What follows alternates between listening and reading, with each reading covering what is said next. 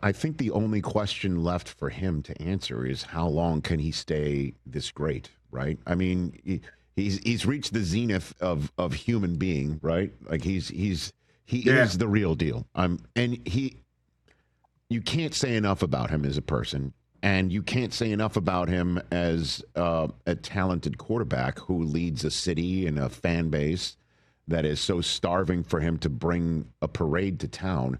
That's the only question I have about is Allen, because he can't get any better, right? Like he's Yeah, at the even in zenith of that, would think as yeah. well. Yeah, you go to the analytics even point to it. I mean, even in crunch time and in playoff time, and when he plays he's as good or better than anybody. Even Mahomes, his numbers are even better than Pat's when the chips are down. I mean, the guy just doesn't miss. He's impossible to get off the field. It takes a supreme effort by Steve Spagnuolo seems to be able to do it at the right moment late in games, which is where it all comes down to. You're going to get into a spot with this team where you're going to be in a tussle. Even if you're playing your best, you're not going off and leaving them. Last year, in the last 65 games, they've lost one game by more than a possession.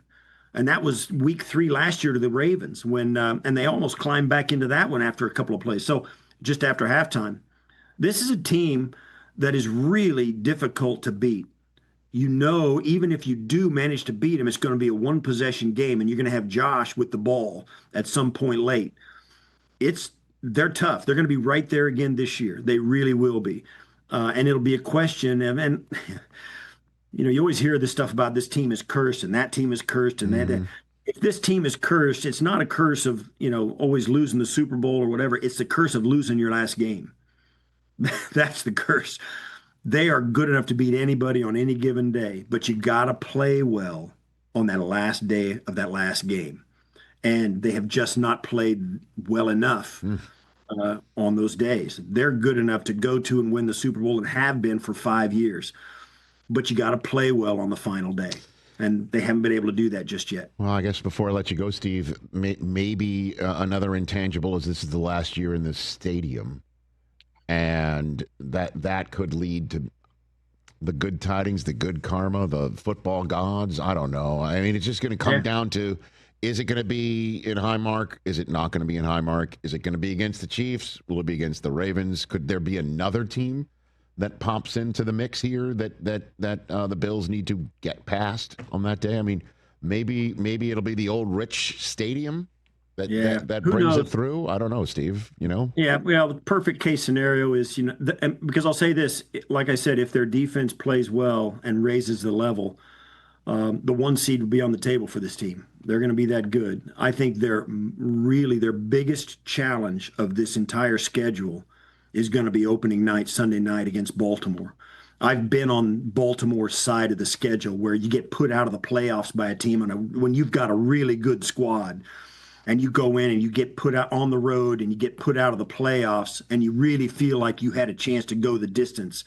Baltimore's going to come into Buffalo on Sunday Night Football opening weekend, and they're going to punch him in the mouth.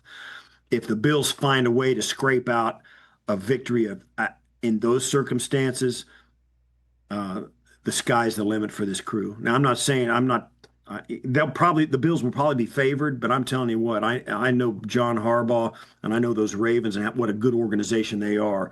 That's going to be a tough team to beat on opening day. But that's the challenge. I think that's the game on this schedule.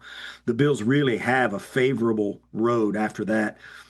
I still think the 1 seed's going to be on the table for them, assuming their health. Right.